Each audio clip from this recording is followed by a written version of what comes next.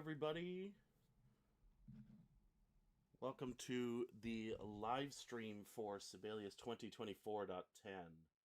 I'm Justin Tokke, Senior Product Designer at Sibelius, and I know some of you know me from the Facebook forums and just being out in the community and such, but yeah, we're going to be talking about Sibelius 24.10 today, and we're just going to, hang out and chat and have some fun. I'm going to go to Sibelius now, and we're just going to get started. Just give me 1 second. I'm going to raise my mic volume a little bit. Let me know if that sounds good.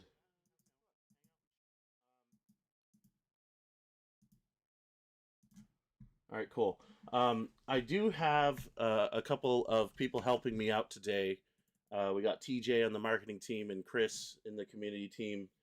I think Ingrid is helping too. A lot of you should know Ingrid from working support cases on Facebook. So she is also helping out.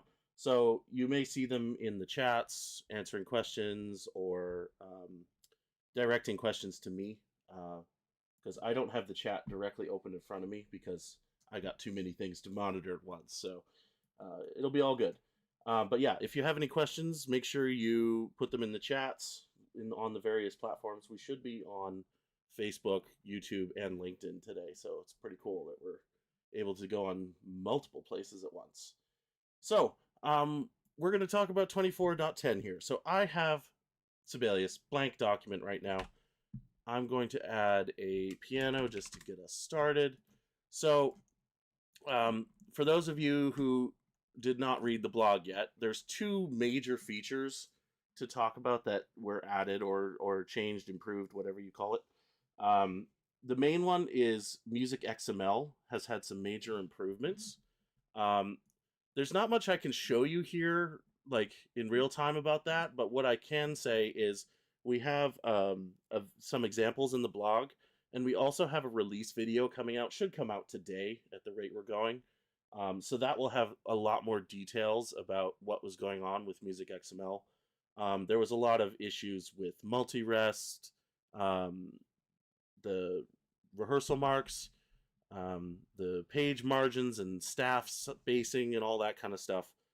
Part names, the instrument names, all of that stuff has been improved in this version of Sibelius. So check out that video when it comes out for more info on that. The other major feature we want to talk about is notate glissando, which if you go onto the note input tab, hopefully you can see this. It's right here, notate glissando. And what that does, if I create a couple of notes here, and you should be able to see in the corner here, I have this cool little thing that shows the keys that I'm doing. So if you see me doing anything with keyboard shortcuts, it should tell you. We have notate glissando here. If I do diatonic, it will create a scale all the way through the first note that you created to the last. And you can use that in all sorts of various ways. For example, if there was a slur here, it will keep that slur. It will also keep the articulation. And there's diatonic and chromatic versions, right? So it can go up in sharps, and then if you go down in the same way, sorry, you could do the similar fashion that way, and it's flats going down. The real key thing is the tuplets are calculated, and that's the big thing that was really annoying before in the older versions, where if you needed just a random scale going from here to here, it was really hard in terms of the users. They would have to calculate what all the math would be to figure out what that tuplet is. So now it just does it all for you. It's really useful, especially when these get quite long. If you do a much taller scale like that, it just does it for you. So really super useful. And the diatonic follows the key signature. So if I do A flat, that's good. So then it'll just follow the key signature right? So if I got rid of it, you can see it turns it all into flats. And that's pretty much it in terms of the basics. There's some subtler things like how it will deal with tuplets where it can. It'll do its best, right? So something like this, right? So this is in this case, it's a 12 note run, right? So it is able to divide this into 4 groups of 3, right? If it was something like this, that's an odd number, so you can't divide that evenly, so it's just 13 over the whole bar. And one other thing I would remind people, which has always been there, in the inspector, you can also change this ratio if you want to show the actual ratio like that. Very cool stuff. We're really happy we got that one out. As with anything, I really want to encourage people to send in their feedback on these features, try them out. If you have any problems with them or if you have suggestions for improvements, please let us know. We are going to have a feedback form that is going to get sent out. I posted it last week, I think, in the Facebook group, but if you're familiar with that form, basically you can add any feedback you want, and all that feedback gets compiled into one place so that the Sibelius team can read it, and we can all consider your suggestions for future releases. And the real advantage of that is it's a much more structured way of doing feedback as opposed to just sending emails around that get lost, and yeah, it becomes hard to track things. So really encourage you to add feedback to that. So one other thing, I'll mention one more feature that someone in the beta forum was like really excited about, and it seems like a really small thing, but for those of you who are power users, I think it'll make a huge difference. So when you have tuplets like this and you want to change the voice, now the selection is still maintained. Before, you actually lost the selection on that tuplet. So it's the same as if it was just like normal notes, kind of like this, right? Non-tuplet notes. And then I go like that. So you can see the selection is maintained. So it's a similar idea here where the selection is maintained. And then you can do other editing to it, right? Or you can, use your tab key and go forwards and backwards, whatever you want. So that's just a little thing, but it was one of those little bugs that's been annoying people for a while. Cool. So since it is Halloween coming up, I wanted to do something fun and spooky to just hang out with you guys. So if you all have any questions, you just tell me, send it in the chats. We'll let you know. What I want to do is transcribe this tune. So Schubert obviously wrote the Erlking way back, and yeah, he did the song for piano and voice, but I found this version, which is just super cool. It's Ernst's Grand Caprice based on the Erlking, and if there's a video of Hilary Hahn actually playing this when she was like, I don't know, she couldn't have been older than 18. She was very young back then. And she's playing this piece just perfectly, and it's the entire song arranged for a solo violin. So I'm going to transcribe this for a bit, and hopefully you can see some of the tips and tricks that Sibelius can do. And also, check this out. I don't know how many of you are aware, but this keypad can be massive now. Look at this. This is from, I think it was in February or March this year. We finally added this in where you can change the size. Super useful, especially on a live stream, so you can actually see what's going on.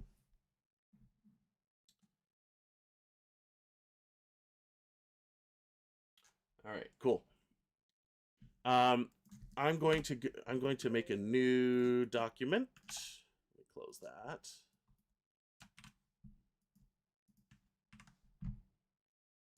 All right, I'm just going to go blank here. And violin solo. Here we are. So I'm literally gonna go from scratch, and we'll see how far we get with this. And it'll be fun. So one of the features that we're definitely gonna be needing here, or obviously almost everything is tuplets, right? You can see there's these constant eighth note tuplets throughout the whole thing. So that's gonna be some work. But one of the things that we can use to make that a little less painful is this very little known feature called sticky tuplets. So I'm going to show you that. So first, let's start at the top. We got G minor 4/4. We are going presto. Now, to make a tuplet, you just make your G and then you do Control 3. And you could keep doing that forever, right?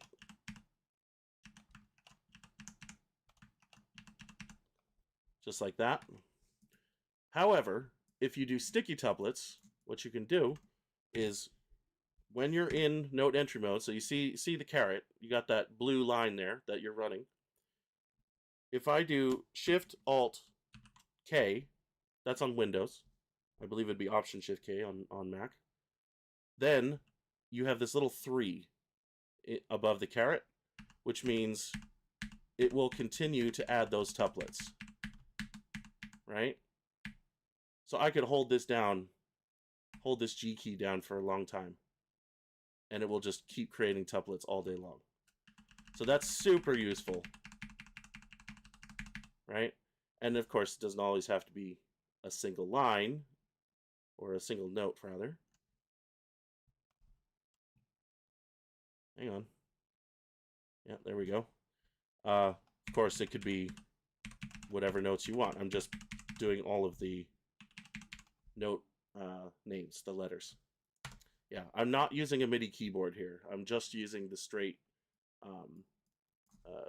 computer keyboard. That's always been my preferred way of entering stuff into Sibelius. It's what I got used to, and then I never stopped from that point. All right, so I'm going to zoom in just a little bit so you can see what's happening here. You have this where you got 2 voices, which means down here 2. So we're going 2 voices. Then we got to add some more triplets. I'm going to turn on sticky again. Sorry, I got to be in note entry mode. Sticky.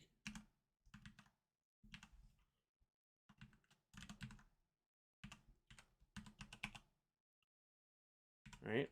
But then these are not triplets. So we just use the arrows to go forward. All right, and then these are common stems like that. And then for these, we want to remove all those rests. So what I can actually do is filters, rests, hide, and they're gone, right? So that's the gray rests you can see there. So those are hidden away. And we have these guys, these little plus signs, which if you're not familiar with string writing, that means a left-hand pizzicato, right? So it's a kind of a fun technique. And there we are. That's our first system. So we just keep going like that throughout. I'm going to move this keypad out of the way so I can see the music a bit better. So another very important key to know, the R key is repeat. So anything you have selected, it will essentially be repeated again over whatever's coming next. So in this case, you know, this is all junk. I can get rid of this. And I'm going to add lots more bars so we can have some room to work with. Right? And you could do that for almost any major object, right? So I just did 1 beat there. There we go.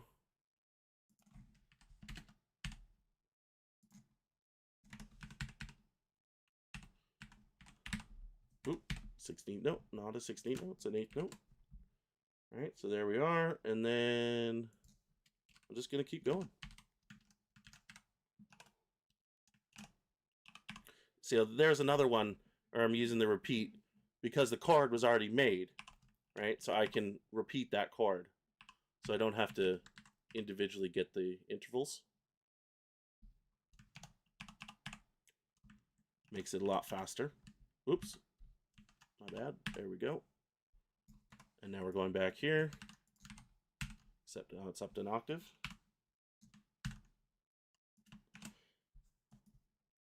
And you can see here, this is a separated beam. So that's these functions here, separate beam.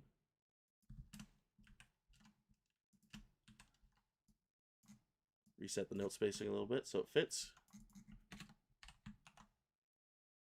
And there, and there. And we just keep going.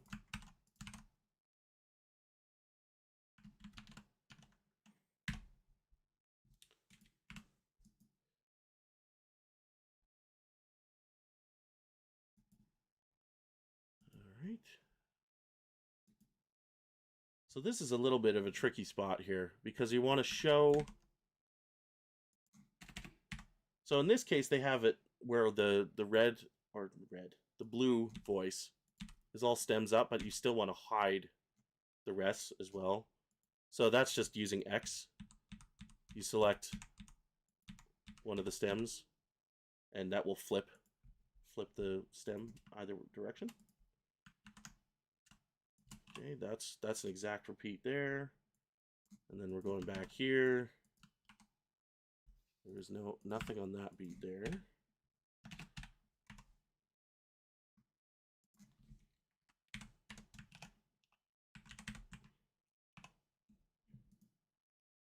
Oop. That one needs an E natural.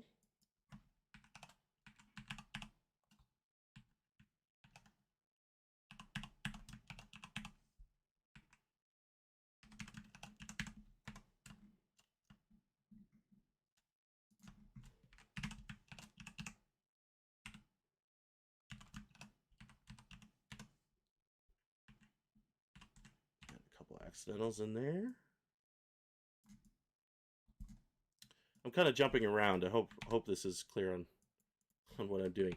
It's usually more efficient to get like all of one voice done first and then do the other voice after the fact. There's a piano here.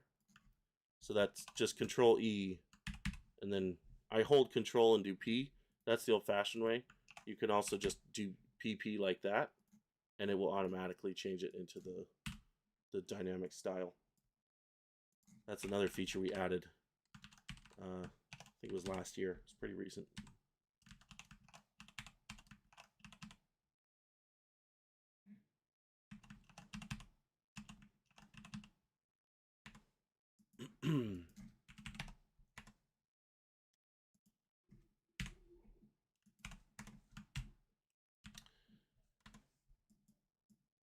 Okay. Cool. I'm going to eliminate some of these rests. I think all of these need to be eliminated.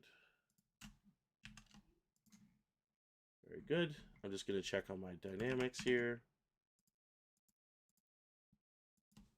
Crescendo. Decrescendo. Cool. I'm not going to bother with like the fingerings and everything because that could take too long. And that's probably opinion of whoever this editor was anyway. So I'm going to skip that. And one other thing I should show here. We don't need to show these triplet markings everywhere, right? So what you can do, select all this music. Go to the inspector. And go to notes. Tuplet, number, none. And that turns them off. There's a couple of brackets here too. We got to turn off the brackets. And there we are. Super easy, super clean, right? So now we got this section. We got the first section of actual melody. So I'm going to do this quite quickly. Let's see how we do here. As you can see, 0.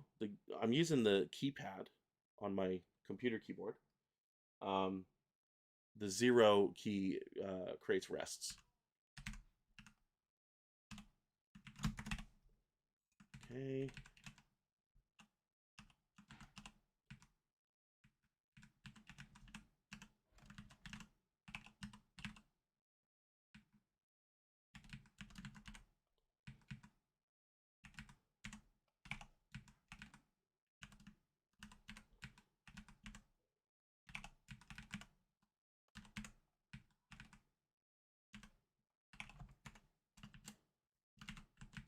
That's actually a D.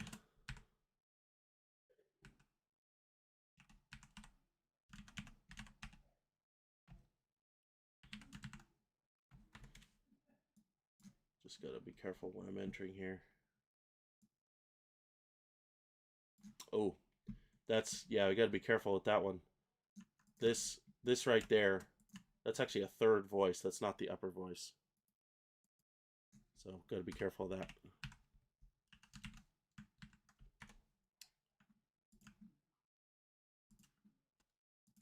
Okay. Okay, so that's the entirety of the melody line. Now we have to create the accompaniment part. Sixths. I'm going to turn on my sticky. Actually, I need to be in.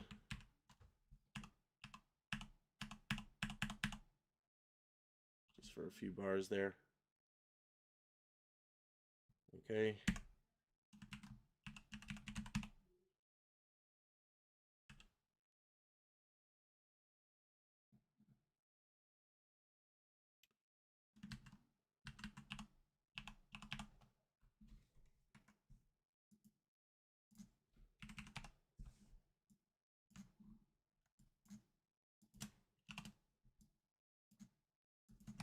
Sharp, F sharp, very good.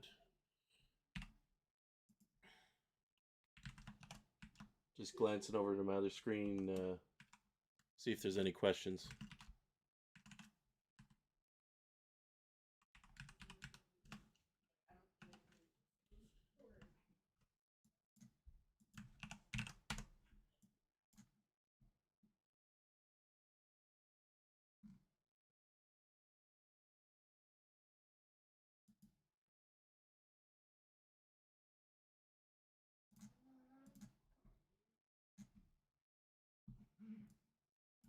All right, where am I here? Okay, this is identical, so I can copy that. That's easy. This is also identical here. See? Work smarter, right?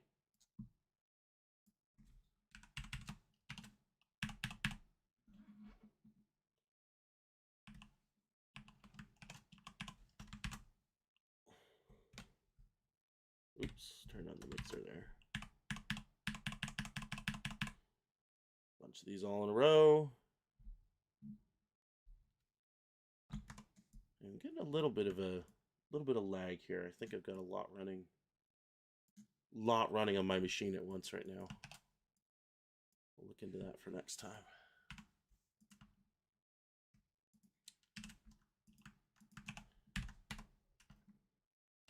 Oh, we got chords here. Okay.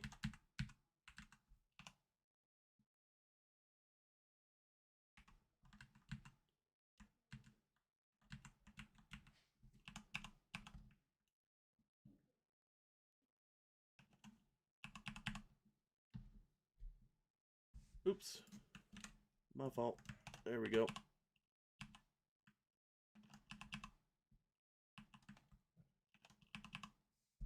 A lot of triple stops here.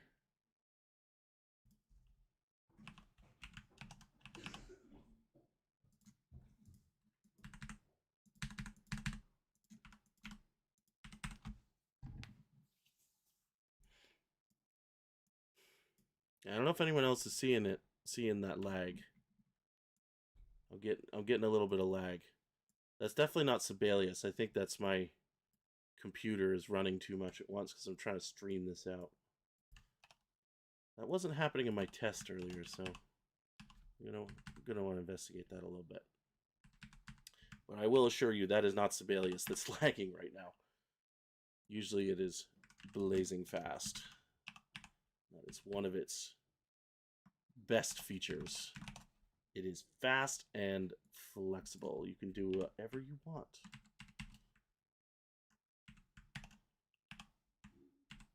Okay, so there I'm doing Alt up, right? So that's a clever thing with how the shortcuts work. You can hold the Alt key or Option key, and using your arrows, that allows you to like navigate in a very small context.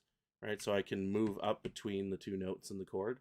So I just go Alt up and then Control down to get it down the octave.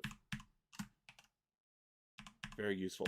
And anyone who's learning Sibelius, there was a keyboard shortcut cheat sheet that I made. I think it was in July. I posted that a couple times. We should totally check that out. It's got all the basic shortcuts you would ever need. It's not every shortcut in the program, because if you tallied up every shortcut in the program, it's something like 400. Like it's a lot. So we couldn't fit all that onto, you know, like one sheet of paper. So we picked the stuff that was essential, essentially. The stuff that was really, that most people would need. So definitely check that out. It should be in the Facebook group. And then I think, very good. Hey, we're doing well here. Oh, hold on. I'm gonna add my stickies again.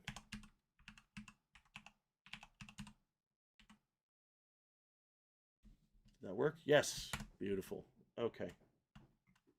And there's some hairpins here. So that's H, and then Shift H for the diminuendo. We've got a couple of these here. It actually happens down here too, so let's add it here as well.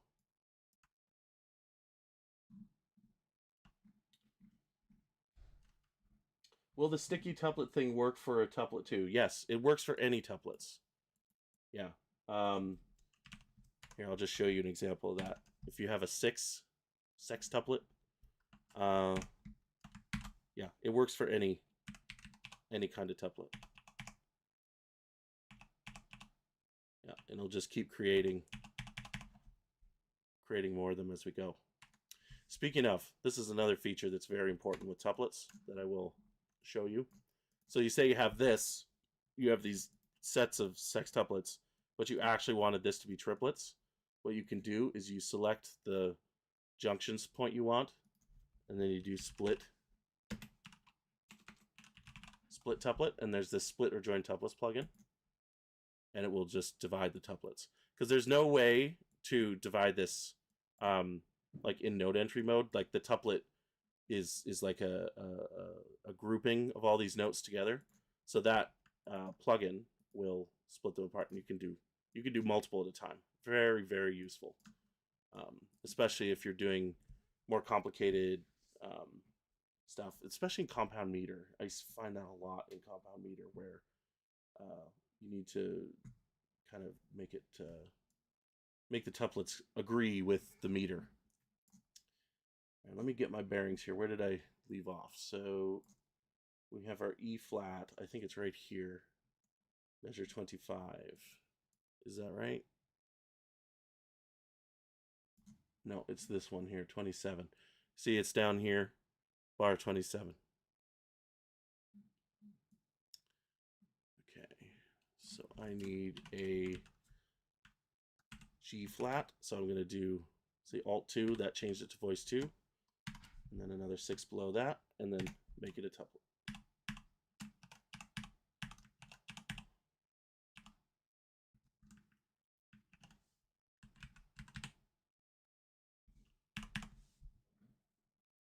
Okay, and we got to copy this again, because it's happening again. That little scale figure happens several times. Very good. Oh, I hit the space bar, and then it started to play.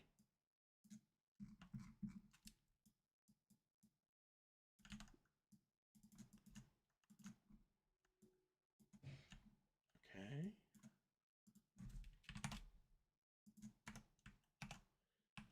Maybe we'll get to the end of this page. We'll see how far we get here. Anyone has any questions, please let me know.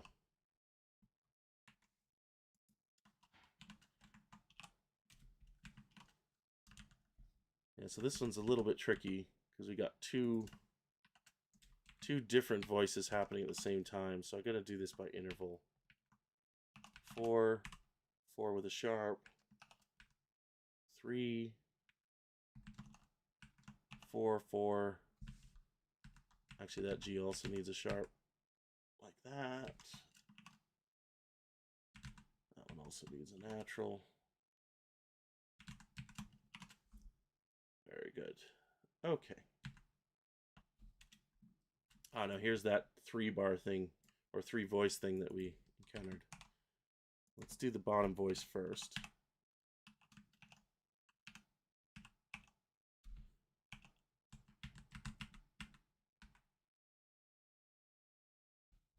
There we go. Oops, sorry.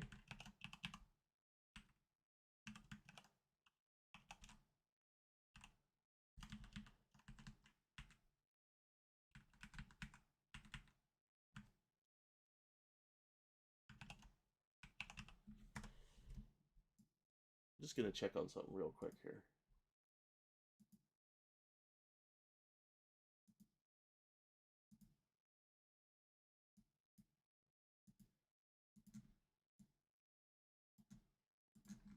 Cool. I'm going to see if that improves the lag a little bit. I had too much running in the background. All right.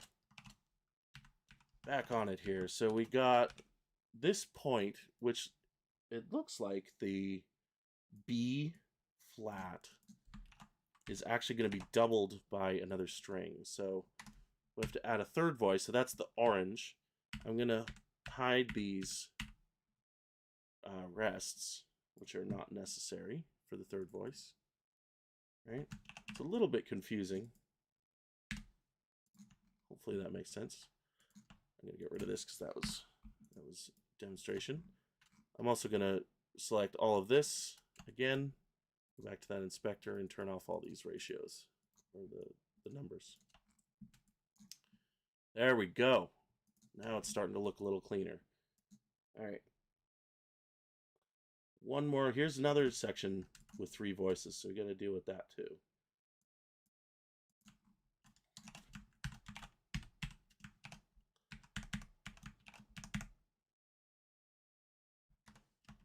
Okay, those all have seconds.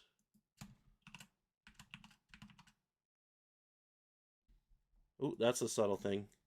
The when you do an interval thing, it's relative to the note you have selected. Right? So I see I have an A selected there, so I have to do a 4th, 5th, 6th. It's not based on the lowest in the chord. It's always based on your selection. That's a subtle one. Don't get tripped up by that. Okay, and then I need G or C sharp. Very good. And then I need one more. So I need to do voice 3 again right here.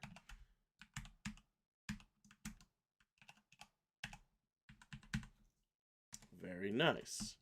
All right, so this one has nothing here. So I'm going to hide that. Hide this one. And then again, just turn off those brackets. And there we are. Easy peasy. All right, now we're getting back into the stuff like from the beginning. So we might be able to copy and paste some stuff. So let's do that. So we got this. This is identical. It's pretty close. So we need to create, put on the sticky again. Oop, there it goes. How do you do chords on computer input with keyboard input without piano? Right, so I can show you right here. So usually you start with one of the notes, right? In this case, it's a G. I just did G, G, G, G, right? And then you use the numbers on the top of the keyboard, 1 through 9, which will give you intervals, right? So if I do 1, that gives you unison, 2, 3, 4, and those will compound. So if I do 4, 4, 4, right? 4, 4, 4, it stacks the fourths, which is very useful when you want to get triads. You get 3, 3, and you're good to go. You can also do shift, hold shift, and do the same numbers, and that will go below the note, right? So if I needed, for instance, a second version, Shift 4, 3, and there's your chord. Really very useful. It does require you to be really fluent with your intervals. That's the only trick. I believe there is a way to actually do it, yeah, like this, where if I hold Shift and then hold the note name, right? So I'm holding Shift and then do G, it will create the next G above it. Something like that. I don't use that method very often. I learned the intervals system a long time ago, and I kind of prefer it because most music is visual, right? So intervals are a very visual thing. So yeah, it's a really helpful way for me to do it anyway. All right, so let's keep going here rapidly. So now it suddenly changed to pianissimo here. So watch that. I'm just going to take this voice 1, copy it over. And then we're going to need voice 2 there. Let's add the plus sign. That's in the keypad here. Oop. That's wrong octave there. There we go. Oops. Okay. So for my selecting, I'm doing Control Alt Shift 1, which will select all of voice 1 stuff, right? Very useful for situations like this where I'm in a mixed voice situation and I only want the voice 1 things. All right, we got this little thing here. So this here, so this is marking, I'm guessing this is supposed to be a harmonic 0 because that's a G. That's meant to be on the G string. So I'll just add a harmonic 0. That is over here. Though they have it marked as a 0, which is, I don't know if that's technically correct, but we'll let it slide for now. We have a nice little crescendo, so just do Control E, crash. We'll just type it in. There's also a whole host of options here that you can use, but I always like to type things in myself. I'm going to flip these to voice 2 now, because the melody is now on the top again.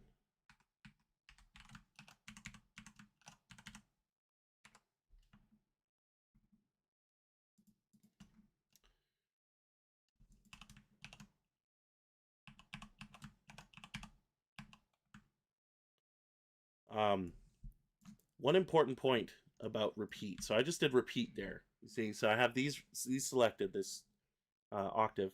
If I hit R, it didn't create a tuplet. That's not a default thing. It will only repeat the actual notes themselves, and because the tuplet and the notes are considered separate things, it will only create the notes. So you have to recreate the tuplet as you go if you're gonna add the notes like that. And then we got a few of these. These are actually A flat. One way to deal with this situation, you could go here and go flat, flat. That's a bit cumbersome though. What you can also do is just select the whole passage, go to this accidentals one, and say no accidentals. And that will cause any accidentals from earlier in the bar to apply all the way through. Very useful. All right.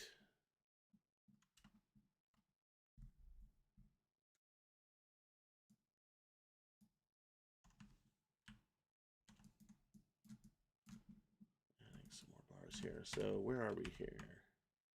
All right, this is a little tricky. We got all this triplet stuff is all in the lower voice.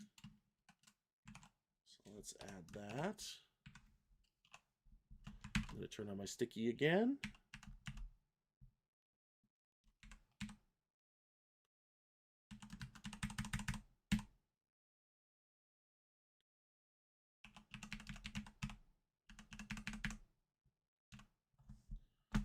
Okay. Sorry, the lag is annoying.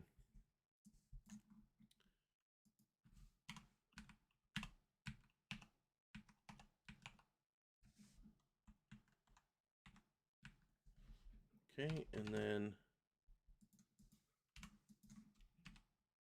voice 1, just for that little spot. So then 5, 6. Easy peasy. Hide. And I'll just reset. I don't think I need to reset, but we're all good there. Yeah. Okay. 5, 6 again. I think this is one note out. There we go.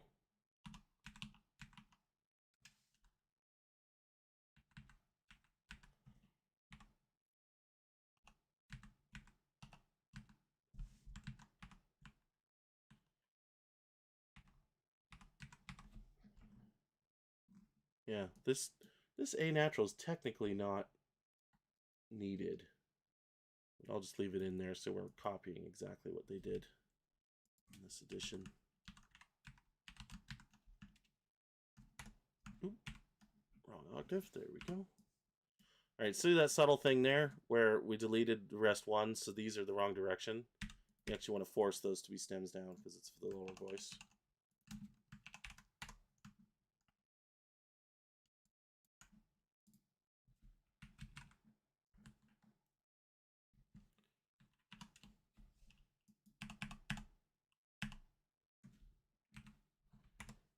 Okay. I'm going to make this melody, get it all in place.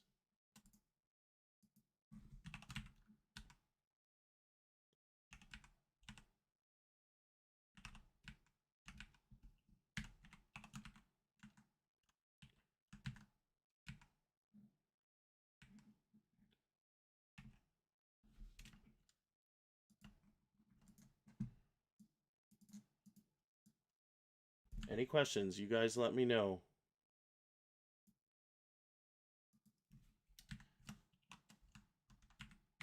Oop. All right, natural there.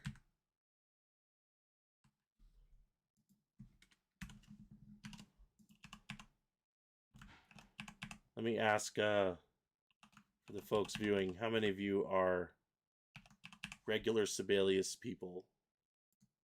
Or how many of you are like finale people who are looking at Sibelius? I think that'd be interesting to know. So we have heard a lot from people about that. You know, since August, of course, when Make Music decided to kill the program, essentially. So yeah, be curious how many of you out there are here because you're investigating Sibelius, or how many of you are regulars and you're just hanging out.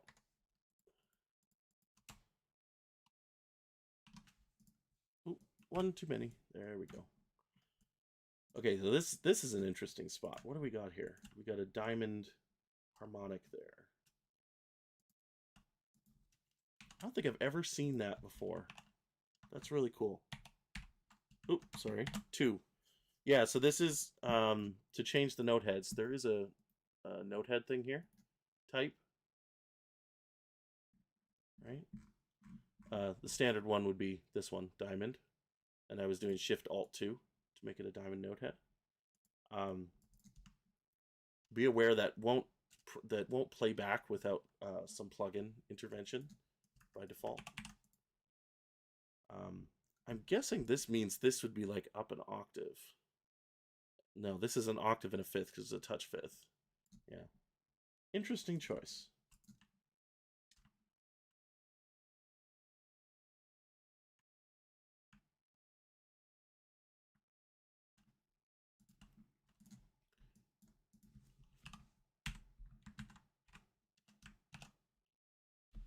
I think this is identical to this one. So I can just copy that bar. Look at us. There we go. Okay, and then this first couple beats are the same. So copy that.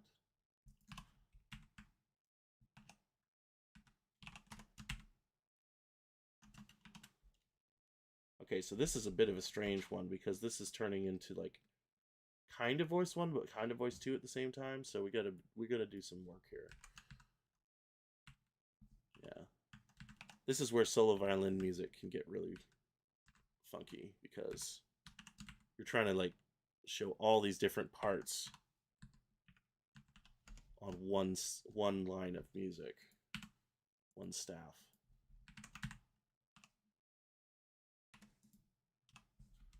All right. You can see I did S there for slurs. That's a mezzo forte there. Cool. Yeah, we're still measure 46, so I'm still in the correct spot. Okay, so this. Oof, we got some cool stuff here.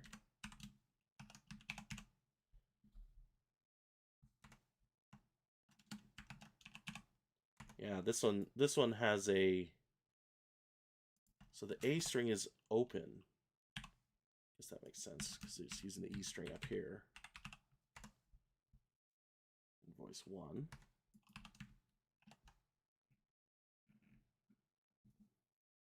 Question from YouTube. Finale refugees are still worried about licensing issues. I've had Sibelius for years, but now I'm on the fence with continuing Sibelius or moving to Dorico. So there's some talk about that. We can talk about that for a minute. So the thing about licensing is we've been making some improvements there. I think next week we're supposed to have like an official update on that, so stay tuned for that. But what we did recently with Avid Link is there was a major change where we changed the term that the license that that gets stuck on your computer, the term of that license was changed to 21 days.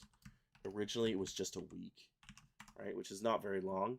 So now your computer can essentially be offline or is given 21 days to check that the license is still active. So it's under a month because we still have monthly subscriptions. So it couldn't be any shorter than a month, or sorry, it couldn't be any longer than a month. But we got into a sweet spot in between. So that's where we're at with that. Where is this extra? So this one's going here. So this is going to take a little bit of work. Check this out. So they have it written as a third voice, which means I got to adjust this a little bit. Sorry, 0.2. Let's see, you kind of got to eyeball it after a while. You kind of look like that. Another way to do this would just be a unison in voice 2 there. I could go either way on that. So all of these rests go away. Flip that one. Let me reset that. Yeah, that works. That works really well.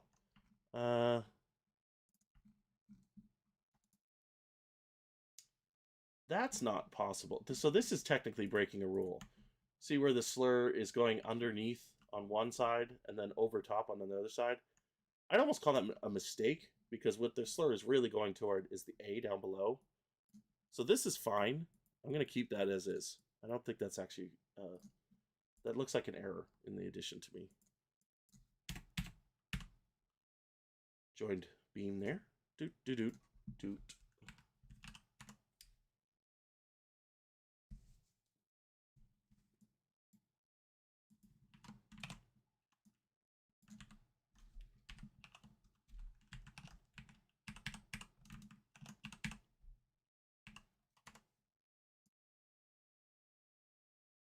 Yeah, let's see how far we get with this guy. How much further do we have? I think we're about halfway. So we might stop somewhere in the middle. Maybe we'll go as far as this section here with the two staves, because that's where it gets really fun. Yeah.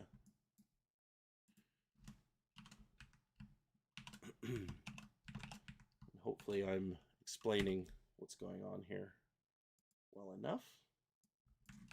Here we go.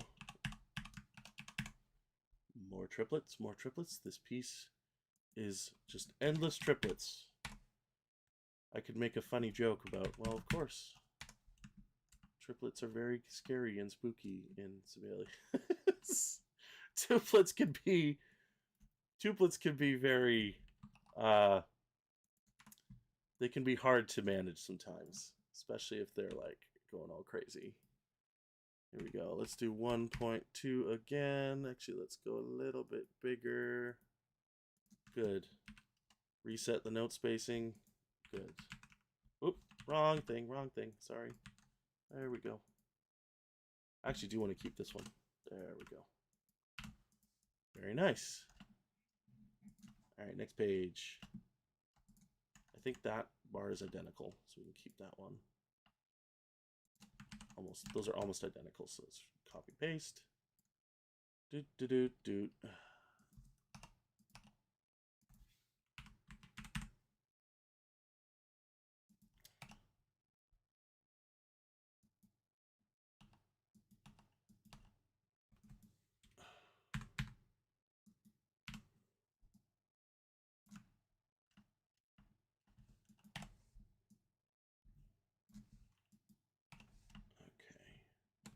so this actually changes. So we can actually get rid of voice 3 here. So I'm going to do Shift Alt Control, all 3 of them at once, plus 3. That will select voice 3, and then you just delete it. Delete all those items. Okay, and here, okay, so this is a subtle thing. This is just a triplet, a tuplet thing that you got to be aware of. You can't just do select up and then delete. You got to make sure you don't select the triplet itself, right? So like that. So what you have to do, go to filters, notes in chords for deletion, top note, and that will delete it. It won't take the triplet with it. It's a bit of a quirk about triplets because, again, the triplets are like a separate object from the notes themselves. So you always got to be aware of that, even if you can't see them, right? Like in this case, it's just the number. But if these numbers were hidden, which they should be, I'm going to turn those off now while I'm thinking about it. None, no bracket, right? So you can't actually see the triplet itself. You can only see the notes. So you always got to be aware of that.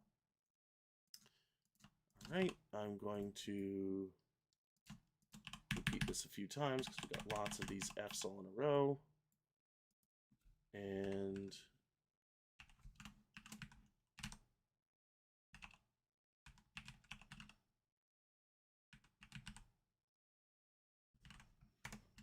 okay, and we got a piano here, diminuendo.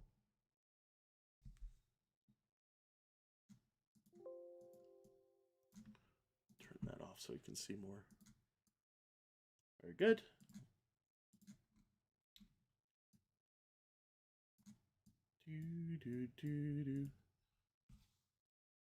Okay, so this one's a little bit different. There's a rare case where there's no triplet for the 8th note. That's pretty funny.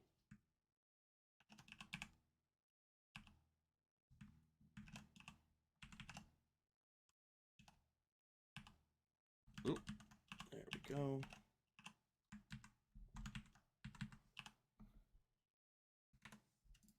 Okay, I'm going to reset this note spacing. This note spacing isn't great, so I'm just going to adjust that a little bit. Good. Hide those notes there.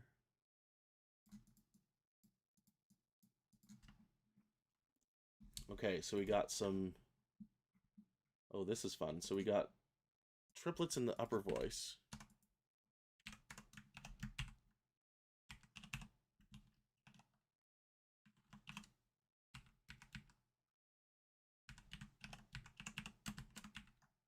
Okay.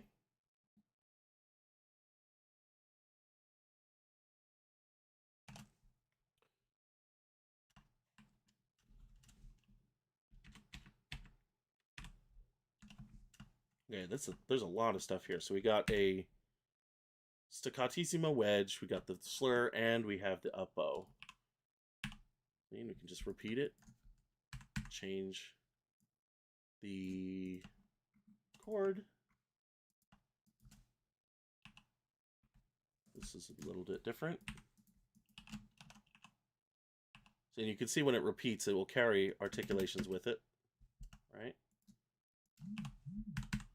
Work smarter, not harder. Copy paste, man. It's always the most useful. So check this out. You go filter, bottom note, again, for deletion, because you don't want to screw with those tuplets. You're just moving the notes around.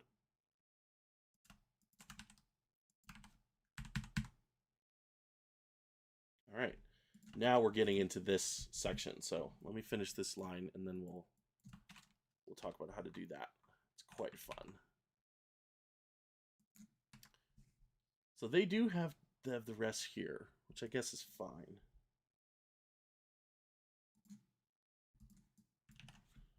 So we'll just add those in.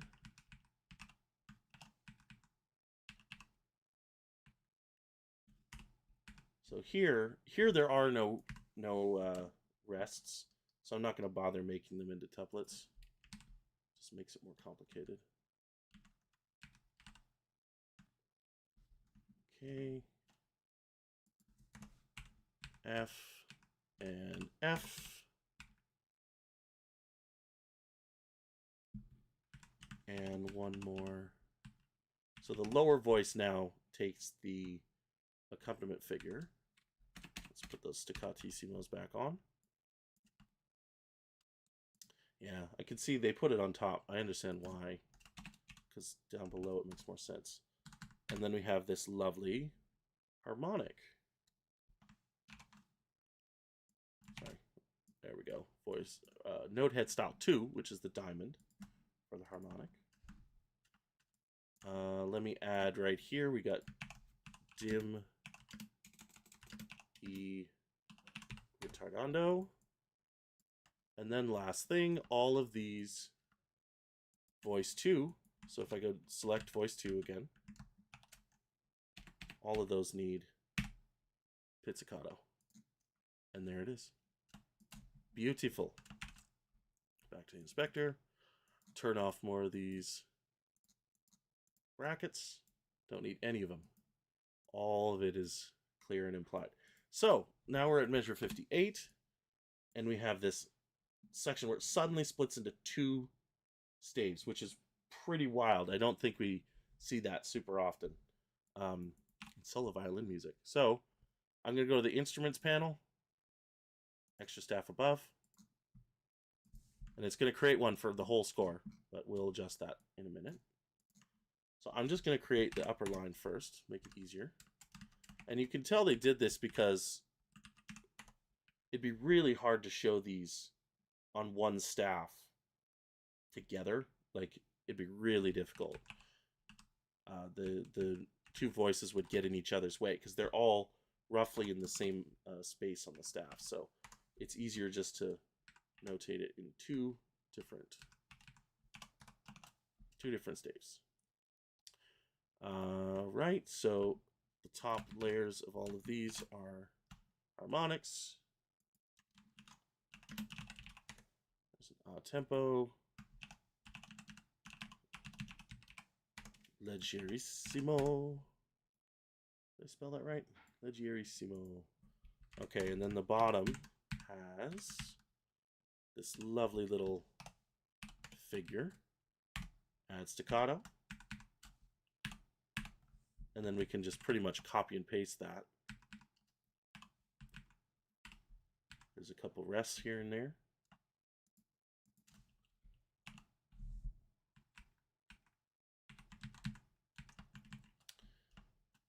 All right. Yeah.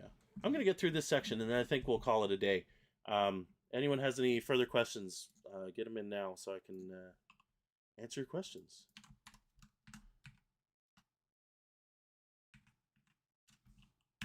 And I'm hoping to do one of these next month as well. Well, next month will be here in like a week. November's coming up fast.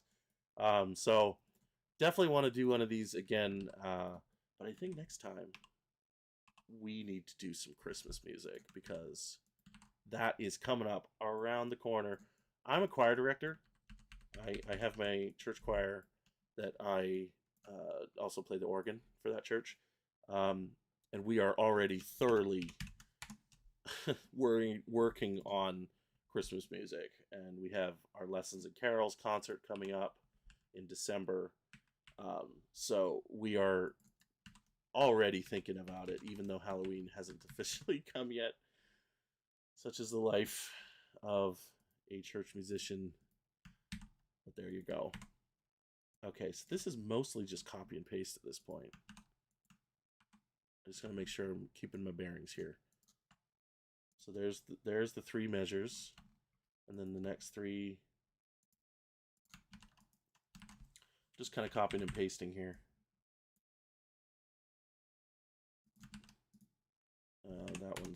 That one's different, so let's add that. Oh, wrong one. 2, yep, there we go. Very good.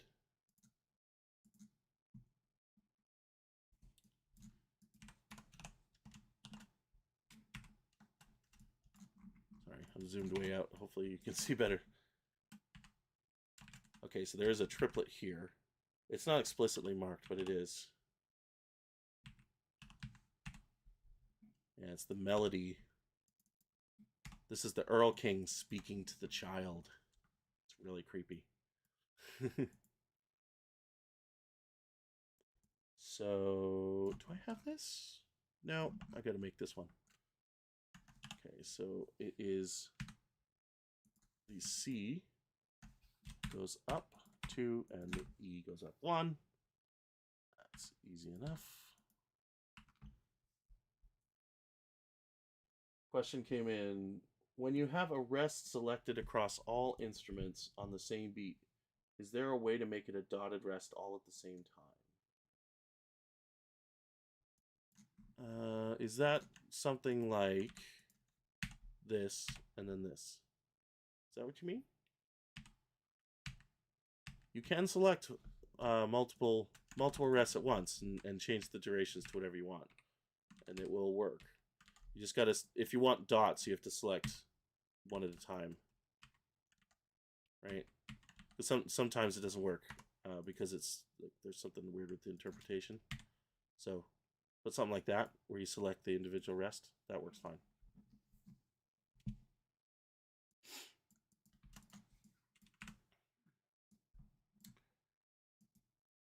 Okay. Oh, I screwed this up. Hold on.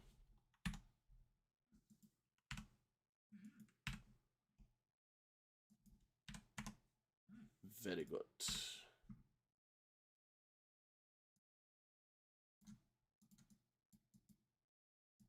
Okay. Just grab this one here. See, so for me, it's just easier to like make the little figure and then just adjust the notes to what they need to be. I find that much easier for me than having to rebuild some of these, especially when you got the staccatos and the slurs and the tuplets everywhere. It makes it easier. That's why that repeat command is so useful. I'm using it everywhere here. What does the plus sign mean? That was left-hand pizzicato. You had that way back here somewhere. Yeah, down here. Plus sign. So essentially the check out the video.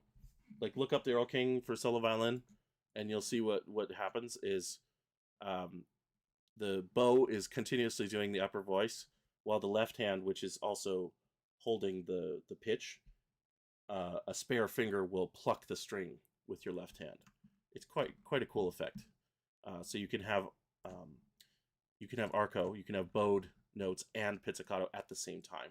It's really cool because you can do the pits on a different string than the one you're bowing at the same time. Not seen very often in like orchestral music because that would be too finicky. It would not be worth the effort because it's quite a difficult technique to learn. But for solo violin stuff, you see that quite often for really complicated pieces.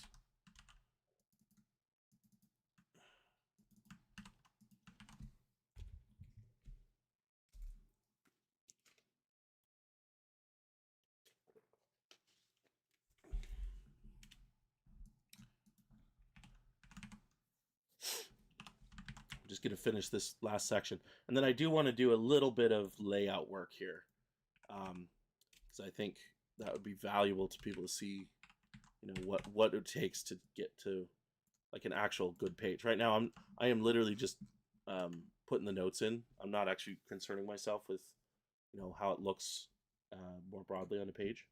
So I'll do a little bit of that at the end here. I need to get one more bar here. Doot, doot, doot.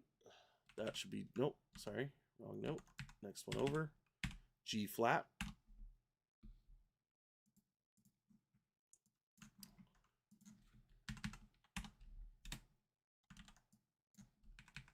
Good.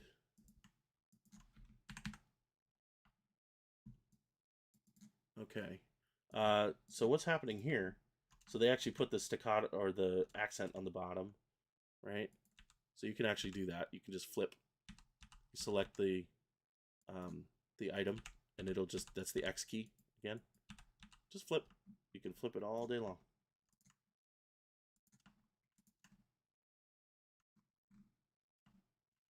All right. A couple more bars here, and then we'll look at some. Let me get this. It's pretty much the same.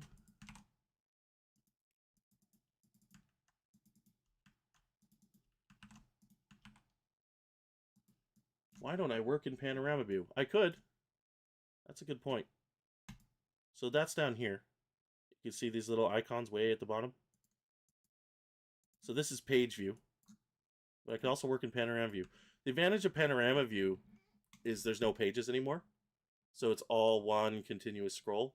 So you never have to concern yourself with where the page turns are at this stage. Yeah, you could do that. I didn't here just because it's like it's one line or two lines of music in this case, so it's not a huge advantage. But I'll do a little panorama view. Sure, that'd be fun. Okay, this one's different actually.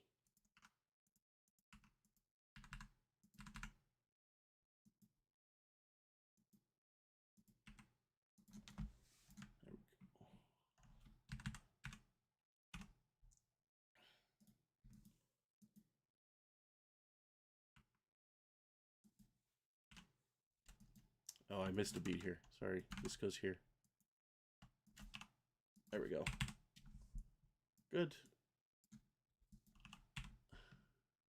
And that is a triplet there.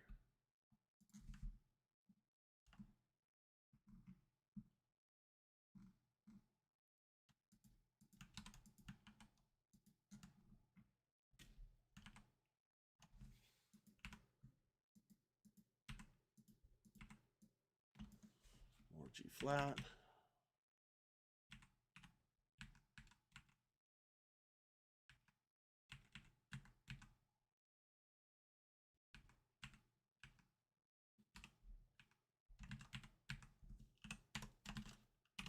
Staccato, slur. Beautiful. Okay.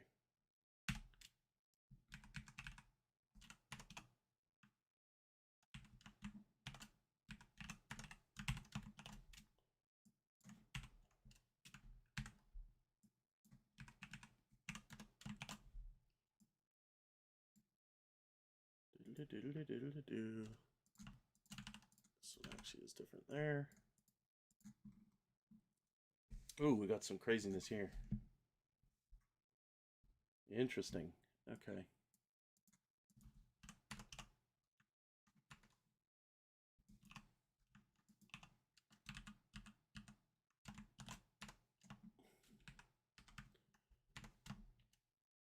More triplets here.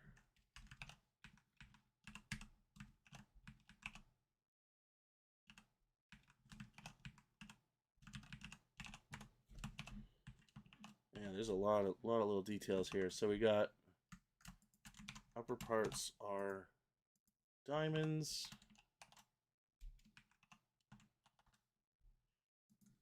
So they add the flat there as a cautionary. Yeah, I would do that because they got a B natural in the bottom. Oops. How did I get that? There we go. Okay, and I'm gonna copy these.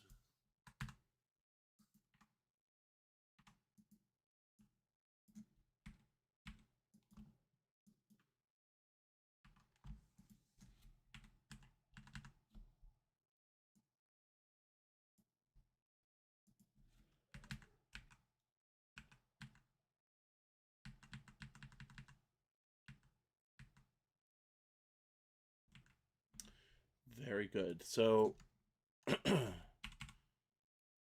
got a bit of a cross staff situation. So this is not going to be easy to do here. So this is a bit of a strange situation. So let's see. Let me finish off this one bar and then we'll sort that out. There's a crescendo there.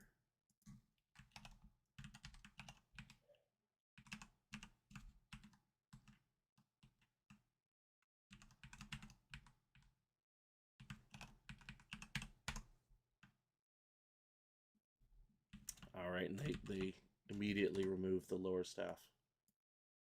All right, I think we'll stop at that point, because then it's just endless tuplets, man. It's so many.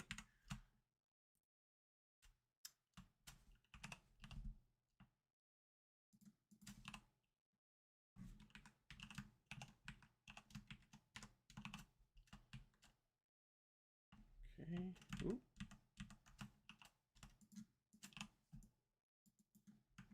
All right, and then here I'll add a little tempo marking. So for the slurs here, these all also need staccatos. So the way you do these slurs, so you have to turn off magnetic layout and then kind of just bend them to your will. I have to turn off, I'm going to select everything and turn off these brackets again. And then,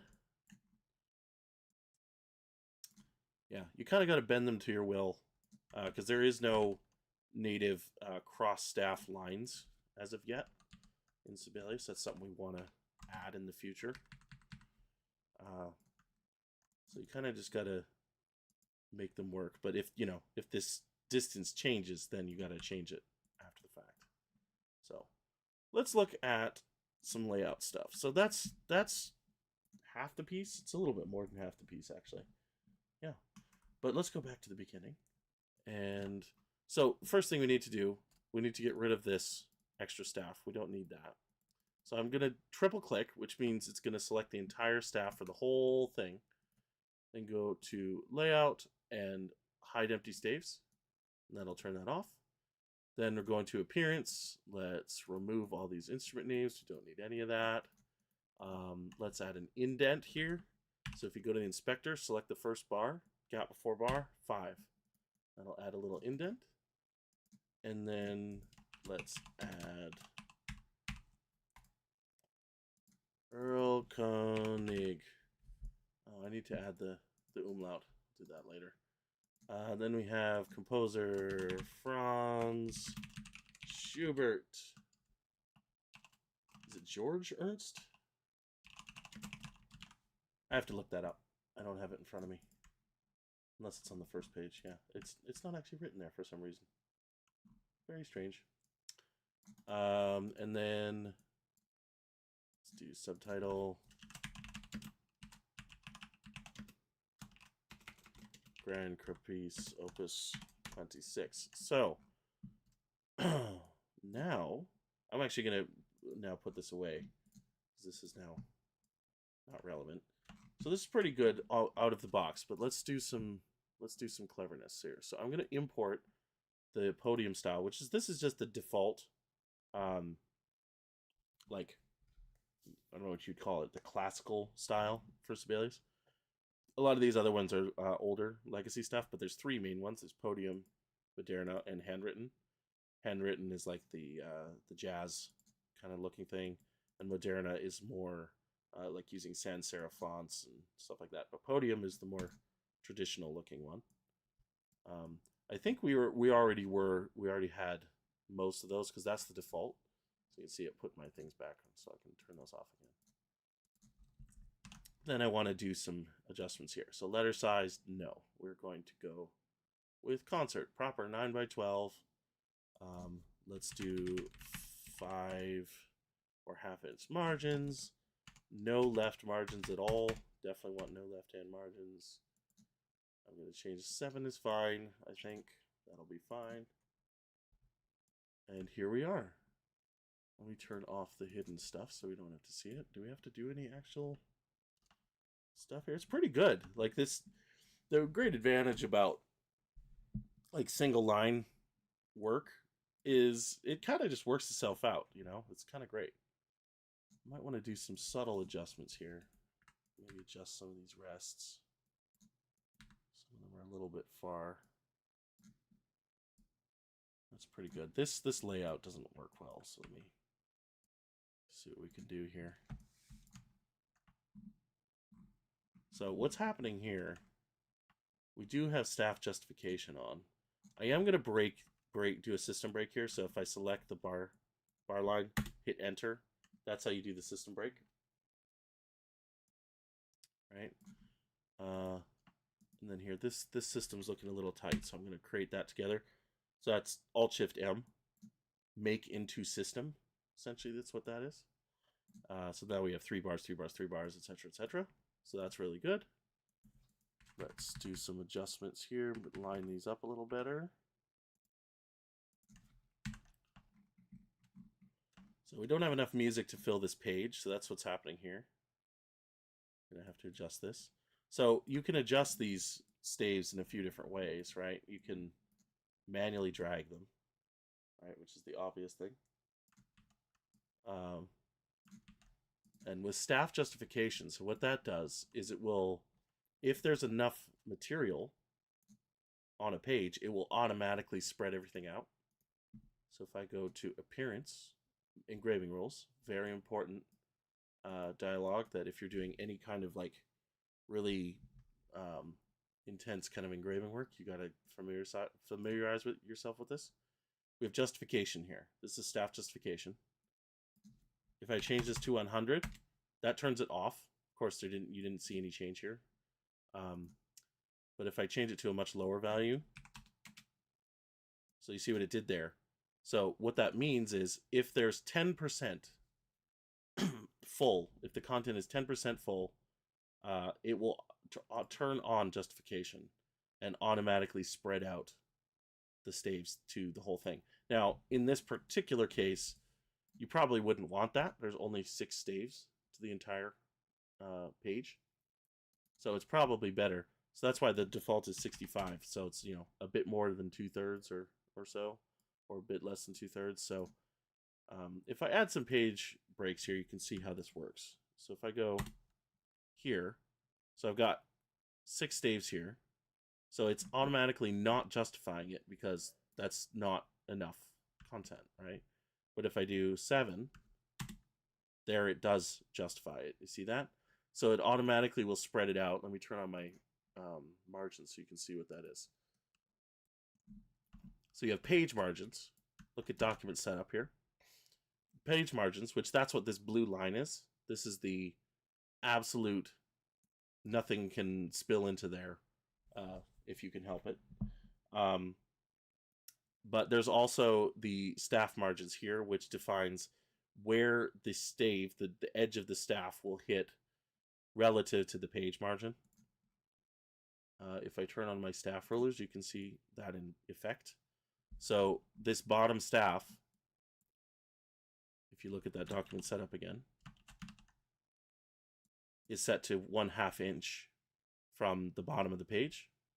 So that's what's happening here. It's a 1/2 inch from this bottom number, from the bottom margin, and the same with the top. It's 3/4 of an inch. It's a little bit more because you need more space for the page turns or the page numbers, and that's pretty standard. So the advantage of staff justification, of course, is you get this very nice balanced look where the staves are aligned, top and bottom, right? And this is not bad. If I was to spread this out a little bit more, because a lot of these are 4 bars, some of these are 4 bars per system, and that's a little bit dense for me. So if I manually start spreading this out a little bit, so let's see, let's go here, just kind of make it 3 bars per system throughout. That's pretty good. We might have some... yeah, no, that's pretty good. This one we can kind of get away with it because it's not as dense. Let's try here. Yeah, that's pretty good. That's pretty good. So now in this instance, it works out because all of the, I mean, one of the features of this piece is this constant repetition of the eighth note. So it's actually really easy to do layout because it's forcing all the spacing to be pretty consistent. So you can see all these bars almost entirely line up. There's a couple of them that don't for various reasons. But yeah, so layout is pretty easy on this one. Yeah, and it's the justification is happening here. So we have 4, 8, 9 staves on that page. Very good. Now, I mean, this is not a piece where we can possibly worry about page turns because this is a type of piece that would be intended to be memorized. And of course, like there's no rests anywhere. So page turns are not even possible on a piece like this. But if you did have some, you could, define here's where I want the break and shove the staves around to your liking. So there we go. That's like the really basics of the layout of how you would do that space. I'm just fiddling with things now. I'll move things around. Oh, here's a good thing. So you see this here. So this is magnetic layout. Look at the dynamics. Do I have my filter dynamics? So you can see here, these are all aligned because magnetic layout is on, which is fine. But I don't want to actually do that. What I want to do is have this forte be a little bit further out. So I have my own personal shortcut, Alt-Shift-F, which does this freeze positions, which then means it will essentially detach it from that that group, right? So now I can move this forte wherever I want, and these will continue to be aligned. And they're so you can see the shadow position there, that gray, that's the actual position of the line, and then they're just moved out of the way because these notes here are going to collide, right? So if I move these down, they'll move with it. So that's magnetic layout. Super important feature. And yeah, so here, similar idea. I want to move that out of the way a little bit. Very good. All right, any last questions? Please send them in. But thank you all for hanging out and doing some Sibelius with me. It's been fun. Hopefully you check out the 24.10. It's going to be, I think it's super useful, especially for those of you who are doing coming from Finale or Dorico or MuseScore. If you have any materials that you need to get into Sibelius, it's going to be a huge improvement. Highly recommend you update and make sure you test it out. If you do find that there's any issues with you trying to import your scores, if there's something wrong with it, get in touch. Absolutely, and we will definitely get those fixed up because there's a great team behind Sibelius, and we're really trying to get things better and improve just the life cycle of people using the software. It was a really cool thing over the beginning of October where we did several meetings with a bunch of people who did the Broadway shows in New York City, and it was just really gratifying to hear them talk about Sibelius and how it's such a workhorse. And they use it. They don't use it as much as Finale, of course, because Finale has been dominant in that that particular sphere for so many decades. But now that Finale is going away, there's this real hope that Sibelius could now become the standard in that group, because it's such a workhorse and it's so fast and it's so flexible. It's really useful for power users really trying to get a lot of hard work done. So I think we'll end it there today, and hope to see you all in the next one. Thank you, everybody. Cheers.